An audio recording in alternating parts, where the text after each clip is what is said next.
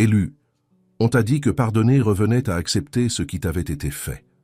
On t'a dit que tendre l'autre joue, c'était inviter l'autre à frapper de nouveau. On t'a dit que lâcher prise, c'était abdiquer, que garder le silence face à l'injustice, c'était prouver ta faiblesse, ta naïveté, ta bonté excessive pour ce monde. Mais ce qu'ils ne vous ont pas dit, ce que personne n'a pris la peine de vous révéler, c'est que votre pardon était l'acte le plus puissant que vous pouviez accomplir sur le plan spirituel. Non pas un acte de capitulation, non pas un acte de résignation, un acte de combat. Et avant la fin de cette vidéo, vous comprendrez pourquoi ce pardon a transformé à jamais votre autorité spirituelle. Pourquoi ce que vous avez vécu n'était pas une défaite. Et pourquoi le ciel a enregistré chaque larme versée en silence, chaque nuit où vous avez choisi de lâcher prise plutôt que de lutter. Et pourquoi cette décision a tout changé dans un royaume que vos yeux ne peuvent encore voir, mais que vous commencerez à percevoir aujourd'hui. Restez jusqu'à atteindre la 7e dimension, car c'est celle que l'ennemi ne voulait absolument pas que vous compreniez. Si ce message vous parle déjà, cliquez sur « J'aime ». Non pas pour moi, mais pour reconnaître l'œuvre de Dieu dans votre vie à travers ces mots. Et si vous n'êtes pas encore abonné à cette chaîne, c'est le moment. Car les messages à venir s'adressent à celles et ceux qui souhaitent non seulement surmonter leurs épreuves, mais aussi comprendre la portée spirituelle de chacune d'elles. Abonnez-vous dès maintenant et activez les notifications pour ne manquer aucune révélation. Mais avant de continuer, je dois faire une pause d'1 seconde, parce que je sais qui tu es. Tu n'es pas là par hasard. Tu as prié, tu as fait ta déclaration. Tu as avancé malgré la douleur. Tu as choisi le pardon. Tu as choisi Dieu. Et pourtant, quelque chose demeure. Quelque chose qui revient sans cesse dans tes pensées. La nuit, dès que tu tentes de te tourner vers l'avenir. Vous vous êtes agenouillé, vous avez pleuré devant Dieu, vous avez imploré sa délivrance, et le lendemain matin, cette pensée est revenue, comme si elle ne vous avait jamais quitté, et vous avez commencé à vous demander « Qu'est-ce qui ne va pas chez moi ?» Rien. Tu n'as rien. Ce qui se passe, c'est une guerre, mais une guerre invisible. Elle se déroule sur un champ de bataille que très peu connaissent et pour lequel personne ne vous a jamais appris à vous défendre. Un champ de bataille qui se trouve dans l'esprit de l'élu, là où l'ennemi n'a pas besoin de crier. Il lui suffit de murmurer, et ces murmures deviennent des croyances, et ces croyances deviennent des prisons. Et soudain, vous êtes spirituellement libre, mais mentalement captif. J'ai préparé quelque chose pour vous. Des documents qui révèlent précisément ce que sont ces domaines, qui opèrent dans chacun d'eux, et quelle est l'arme spécifique qui permet de fermer chaque territoire une fois pour toutes. Son nom est la guerre spirituelle des pensées. Je ne dévoilerai pas tout dans cette vidéo. Son contenu doit rester confidentiel, protégé, entre les mains d'une personne véritablement prête. C'est pourquoi, en remerciement de votre présence, j'ai mis à votre disposition quelques exemplaires dans le premier commentaire épinglé sous cette vidéo. Mais dépêchez-vous, il n'en reste que quelques-uns, et cette offre peut être retirée à tout moment. Réservez le vôtre dès maintenant, avant qu'il ne soit trop tard. Revenons-en à vous. Revenons à ce pardon. Je veux que vous fermiez les yeux un instant, pas physiquement, puisque vous regardez encore, mais pour revenir à ce moment précis. Vous savez lequel. Ce moment exact où une personne que vous aimiez, une personne en qui vous aviez confiance, une personne à qui vous aviez ouvert une porte de votre vie, vous a blessé d'une manière que les mots peinent encore à décrire. Ce n'était pas une simple déception, c'était une trahison, une humiliation, un abandon. Peut-être que cela s'est passé en public, devant des gens qui n'ont rien vu ni rien dit. Peut-être que cela s'est passé en silence, à huis clos, et vous deviez continuer à sourire comme si de rien n'était. Peut-être avez-vous porté ce fardeau seul, incapable de l'expliquer à qui que ce soit, car ceux qui auraient dû comprendre ne l'ont tout simplement pas fait. Et malgré tout cela, malgré la plaie ouverte, malgré les larmes ravalées, malgré les nuits blanches, tu as choisi de pardonner. Et le monde n'a pas compris. Certains ont dit « tu es trop faible ». D'autres ont dit « vous leur donnez des raisons d'y croire ».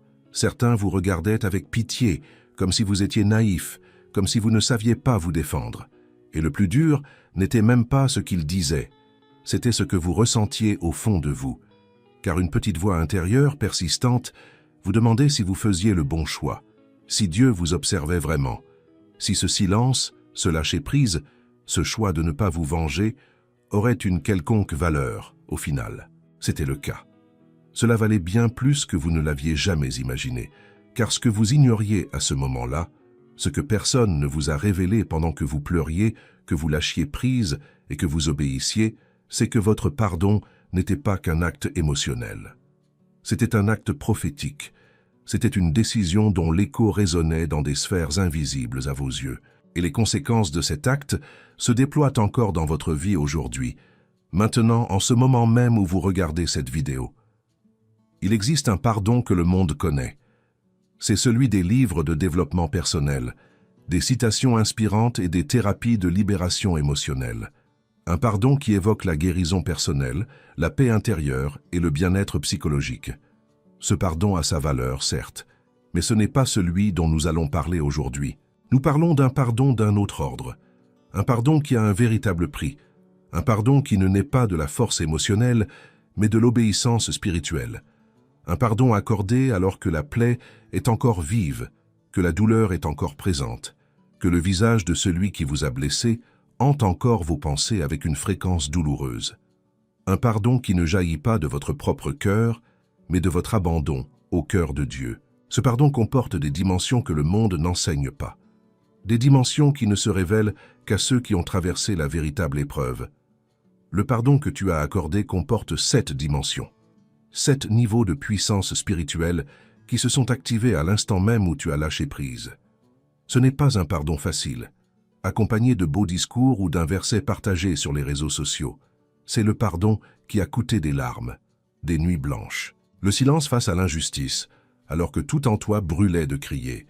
Ces 7 dimensions révéleront ce que ce pardon a déclenché dans votre vie, dans votre esprit et dans le royaume. La 7e est la plus surprenante, car elle révèle ce que l'ennemi a perdu au moment précis où vous avez lâché prise. Si vous avez déjà pardonné à quelqu'un qui ne méritait pas votre clémence, écrivez-le maintenant dans les commentaires. Mon pardon était une arme. Non pas pour eux, non pas pour les autres, mais pour déclarer devant Dieu que vous commencez à comprendre votre place dans le domaine spirituel. Dimension 1. Votre pardon a rompu le lien spirituel que l'ennemi utilisait pour vous contrôler. Chaque offense impardonnable crée un point d'ancrage spirituel, une corde invisible qui vous retient prisonnier de la douleur, du visage du traître, du souvenir de l'humiliation. Tant que cette corde existait, l'ennemi avait accès à vous. Il tirait, et vous le ressentiez, sans comprendre d'où venait cette angoisse soudaine. Cette pensée lancinante, ce sentiment d'être prisonnier d'une histoire qui aurait dû se terminer depuis longtemps. En pardonnant, vous avez rompu ce lien. Non pas pour libérer l'autre, mais pour vous libérer vous-même. L'ennemi a perdu l'accès à la source de l'amertume. Et cette corde qui vous retenait au passé a été dénouée par un acte d'obéissance qui pouvait paraître une faiblesse, mais qui était en réalité une véritable opération spirituelle. Dimension 2.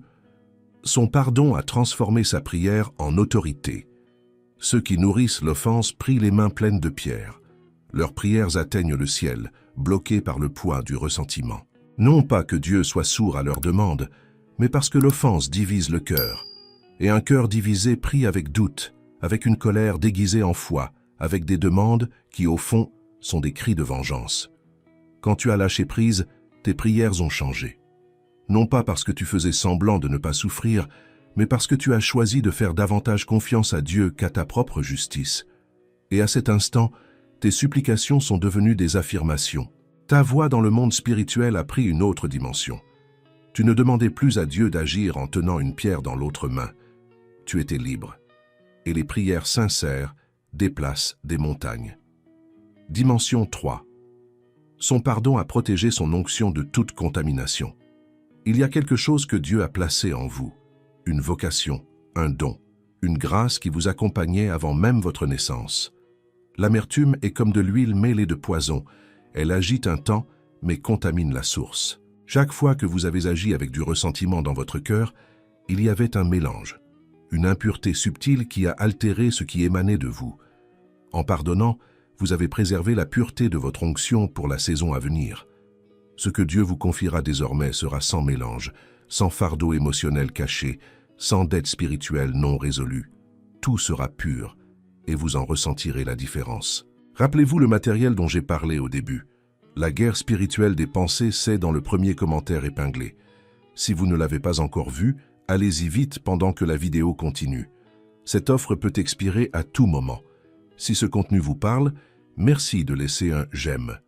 C'est simple, mais c'est un acte de foi qui témoigne de votre acceptation de ce qui vous est révélé. Dimension 4. Son pardon a désorganisé l'ennemi qui attendait sa chute. Le dessein spirituel de cette trahison n'était pas seulement de vous blesser. Il visait à vous faire réagir de manière à anéantir votre témoignage, votre paix, votre vocation. L'ennemi a élaboré une stratégie. Il a calculé. Il s'attendait à la colère. Il s'attendait à l'amertume.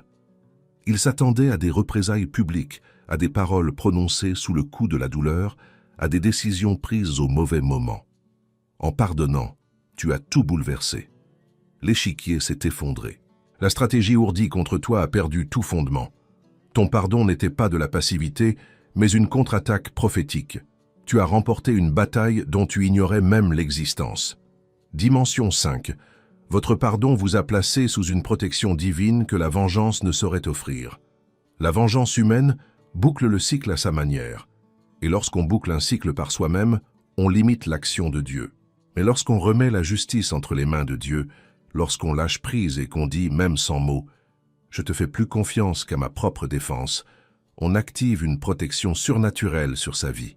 Non pas parce que Dieu attendait votre permission, mais parce que vous avez fait preuve d'une confiance absolue, et cela vous a placé dans une situation où aucune vengeance ne saurait vous protéger, avec Dieu pour seul défenseur. Et ce qu'il peut faire pour ceux qui se soumettent entièrement à lui est infiniment plus grand que toute riposte que vous pourriez opposer par vous-même. Dimension 6. Votre pardon a révélé qui vous êtes vraiment sous pression. N'importe qui peut être généreux quand tout va bien, quand on est en sécurité, quand on est entouré de personnes qui nous apprécient. Mais pardonner au cœur de la souffrance, pardonner en secret, pardonner sans attendre d'excuses, pardonner sans la garantie que l'autre personne ne reconnaîtra jamais ses torts, voilà ce qui a révélé votre véritable nature. Ce n'était pas de la faiblesse. C'était la preuve que le caractère du Christ habitait en vous. Et Dieu ne confie pas l'autorité spirituelle à ceux qui n'ont pas réussi l'épreuve du caractère. Vous l'avez réussi. Dimension 7. Son pardon a ouvert une porte que la justice humaine aurait gardée fermée. Voici la dimension que l'ennemi ne voulait pas que vous connaissiez. Il existe dans l'esprit une porte qui ne s'ouvre que par un pardon total. Non pas parce que Dieu est cruel ou bureaucratique, mais parce que cette porte exige des mains libres pour la franchir. Des mains libres de ressentiment, de vengeance, d'amertume non résolue qui occupe encore une place dans le cœur. Tant que tu nourrissais de la rancune, cette porte restait close. Non par punition, mais parce qu'il était impossible de passer. Tu ne pouvais pas franchir le pas en portant ce fardeau. Mais dès l'instant où tu as pardonné, dès l'instant précis où tu as lâché prise, cette porte s'est ouverte. Et tu es désormais à l'intérieur. Ce que tu découvriras dans cette nouvelle étape est inestimable. Cela ne s'achète pas. Cela ne se conquiert pas par la force. Seuls ceux qui lâchent prise suffisamment pour franchir le pas peuvent en hériter. Ton pardon n'a pas marqué la fin d'une histoire douloureuse. Il a été le premier acte d'une nouvelle autorité. Tu n'as pas pardonné pour rester au point de départ. Le pardon t'a transformé spirituellement, émotionnellement et providentiellement. Dieu ne laisse jamais un pardon sincère se perdre. Le monde tentera de vous convaincre que vous avez perdu en ne vous vengeant pas. Mais le royaume fonctionne autrement. Ceux qui lâchent prise héritent. Ceux qui se vengent restent prisonniers. Si vous êtes arrivés jusqu'ici, écrivez dans les commentaires « Mon pardon était une arme spirituelle ». Écrivez-le comme une déclaration prophétique. Non pas pour eux, pour vous, pour Dieu. Et laissez un « j'aime », car ce simple geste est votre façon de dire que vous recevez cette révélation concernant votre vie. Et le matériel, la guerre spirituelle des pensées, est encore disponible dans le premier commentaire épinglé. Dépêchez-vous de le récupérer avant qu'il ne soit supprimé. Mais avant de terminer, je dois vous lancer un avertissement. Un avertissement spirituel qui pourrait bien être la chose la plus importante que vous entendrez aujourd'hui. Maintenant que vous comprenez le pouvoir de votre pardon, maintenant que ces dimensions vous ont été révélées, Maintenant que vous commencez à percevoir ce que cet acte a activé spirituellement, l'ennemi tentera de vous faire douter. Il agira subtilement. Il ne se manifestera pas directement. Il ne le fait jamais face à quelqu'un qui a déjà appris à résister frontalement. Il emploiera une autre stratégie. Cela fera ressurgir le souvenir. Le visage de cette personne apparaîtra au moment le plus inattendu. Cela ressuscitera la scène de l'humiliation juste au moment où vous vous apprêtez à entamer quelque chose de nouveau. Cela sèmera en vous une émotion, pas forcément de la colère, mais quelque chose de plus subtil, de plus insidieux, le doute. As-tu vraiment pardonné? Parce que si tu avais vraiment pardonné, tu ne te sentirais pas comme ça maintenant. Ne croyez pas cette voix. Pardonner ne signifie pas effacer le souvenir. Cela signifie qu'il a perdu son emprise sur vous. Il y a une différence fondamentale entre se souvenir et être contrôlé. On peut se souvenir et rester libre. On peut ressentir une douleur et guérir. L'ennemi tentera de confondre le souvenir et la blessure. Ne le laissez pas faire. Il enverra aussi des gens, dans des situations similaires. Il placera sur votre chemin quelqu'un qui se comporte exactement comme celui qui vous a blessé, pour voir si vous réagissez de la même manière. Pour tester si le pardon était sincère ou une simple façade, soyez vigilant, non pas parce que vous devez avoir peur, mais parce que vous connaissez désormais sa stratégie.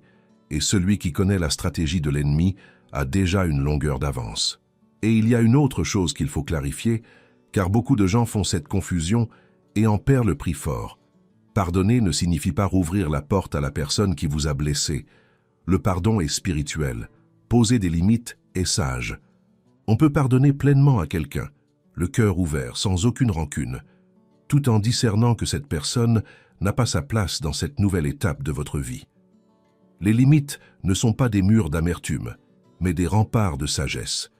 Et Dieu non seulement vous permet de les établir, mais il vous y appelle. Car cette nouvelle étape de votre vie est trop précieuse pour être compromise par des présences qu'il n'a pas autorisées. Tu as pardonné, c'est fait. C'est inscrit au ciel. Mais tu n'es pas obligé de faire revenir dans ta vie la personne qui t'a fait souffrir. La grâce n'est pas de la naïveté. Le pardon n'est pas un manque de discernement. Tu peux aimer de loin, prier pour quelqu'un de loin, lui souhaiter du bien, tout en gardant la distance que le Saint-Esprit te recommande. Maintenant, je veux que tu fasses quelque chose avec moi. N'écoutez pas seulement. Déclarez, car la parole a du pouvoir. Quelque chose se produit dans le domaine spirituel lorsque l'élu ouvre la bouche et décrète. Non pas parce que les mots sont magiques, mais parce qu'ils sont des actes de foi. Et la foi, lorsqu'elle est proclamée à haute voix, affronte l'invisible et le contraint à agir. Lisez avec moi, ou répétez à voix haute si vous êtes seul. Chaque phrase est un décret. Chaque ligne est une porte que vous fermez ou ouvrez de vos propres mots. Seigneur, je reconnais que mon pardon n'était pas un signe de faiblesse. C'était une obéissance prophétique. C'était un acte qui a coûté quelque chose de réel et qui a touché une cause éternelle. Je reçois maintenant ce que ce pardon a libéré dans ma vie. Je renonce à toute rancune qui tente de revenir sous forme de souvenir. Je ferme la porte à l'amertume. Je ferme la porte à la vengeance qui murmure encore dans mes moments de faiblesse. Je choisis de laisser ta justice me défendre, non pas parce que je suis assez fort pour être indifférent, mais parce que je sais que ton jugement est infiniment supérieur au mien. Je déclare que mes mains sont libres, mon cœur est libre, mon avenir est libre. Je déclare que ce que l'ennemi avait prévu pour me détruire s'est transformé en autorité spirituelle entre mes mains. Je déclare que chaque larme versée en silence a été enregistrée par le ciel et qu'aucune n'a été vaine. Utilise mon vécu, utilise la douleur que j'ai choisi de ne pas garder pour moi. Utilise le silence que j'ai gardé alors que j'avais envie de crier. Transforme tout cela en onction, en vocation, en autorité pour la période à venir. Puissé-je porter ton nom avec humilité, mais aussi avec la certitude de celui qui sait ce qui s'est manifesté dans le monde spirituel. Je le déclare. Mon pardon était une arme, et je suis du bon côté dans cette bataille. Au nom de Jésus. Amen. Être élu, ce n'était pas simplement une prière, c'était une prise de position. On affirmait qui l'on est et où l'on se situe spirituellement. Et je dois vous dire une dernière chose avant de terminer. Le monde s'efforcera sans cesse de vous convaincre de votre défaite, que vous auriez dû vous battre, que vous auriez dû vous défendre, que le silence était lâcheté et le pardon, une défaite. Laissez le monde parler, car le royaume obéit à une logique que le monde ne comprendra jamais. Au royaume, ceux qui lâchent prise héritent, ceux qui s'humilient sont exaltés, ceux qui pardonnent reçoivent ce que la vengeance ne saurait apporter. Ce n'est pas parce que tu as pardonné que tu as perdu, c'est parce que tu as pardonné que Dieu a pu te rendre ce que la vengeance t'aurait volé à jamais. Si ce message a touché quelque chose en vous, quelque chose que vous saviez déjà mais que vous aviez besoin d'entendre clairement, écrivez-le maintenant dans les commentaires.